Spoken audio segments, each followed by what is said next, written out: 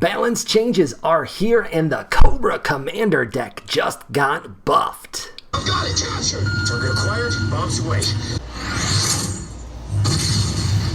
Now, I was already in the top 50 on the leaderboards and regularly taking down top 10 players, even the number 1 player with this deck, and it is even stronger now. So let's jump into some of the changes, and we'll talk about why I believe that Cobra Commander is the new meta. Cobra Commander is designed to be the fastest deck in the game. It was finishing games as early as turn 5 and rarely needed more than turn 8. However, Cathari had a better opening hand and a stronger mid-game. Plus, Earthen has always been designed to be a hard counter to Marcolian.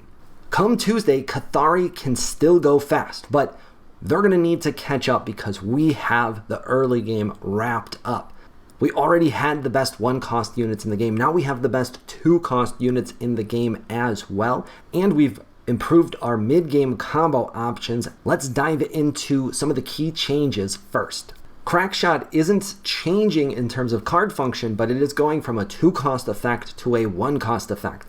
That means now for 1 cost we can deal 3 damage straight to face, which is awesome. Prior, Crackshot was really tough to use in the early or even mid-game. If you were desperate and needed a trigger for assault, then it could be useful, but for the most part, we would bank those early and hold on to them in the middle so that we could finish the game with our Crackshots and orbital strikes.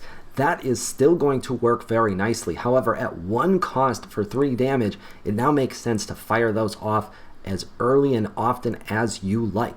Even nastier than that, the Unseen Commando is now probably the best 2-cost unit in the entire game. It certainly is in a deck where you want to go really, really fast.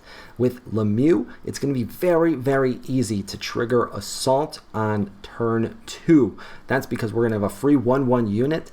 It often lasts to turn 2, but even if it doesn't, we're going to have a 1-cost unit that we will have played on turn 1 as well. So we're going to be able to attack and trigger Assault, which means we can get a 3/3 Unseen Commando on turn 2. And this is extra wicked. 3 health makes it very difficult to remove by attacking with units early on, especially because Skippy is going to be creating 0/1 units now and not going to be able to easily chip damage away with that freebie. It's also protected from effects, so nobody can do a PS8 launcher to help get rid of it. You can't use a Merc Gunslinger to deal 1 damage, and those pesky Shroud decks aren't going to be able to use a Life Siphon or Erasure to get rid of it right away either.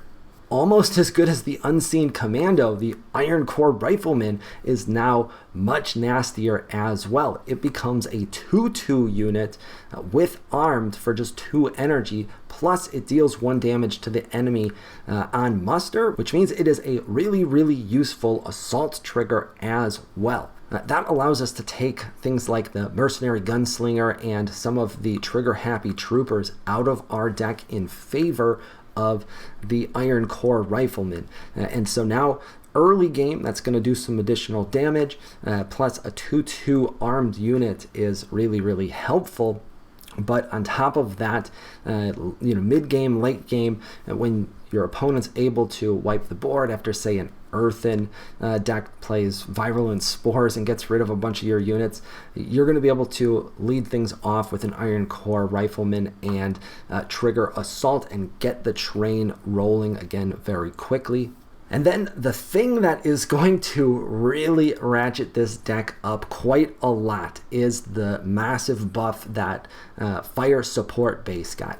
Prior, I was not even considering using Fire Support Base because it only buffed units' health. And we're trying to be an aggro deck. Buffing our health is not that useful. But now it is a +1/+1 buff to all of the friendly units on the field.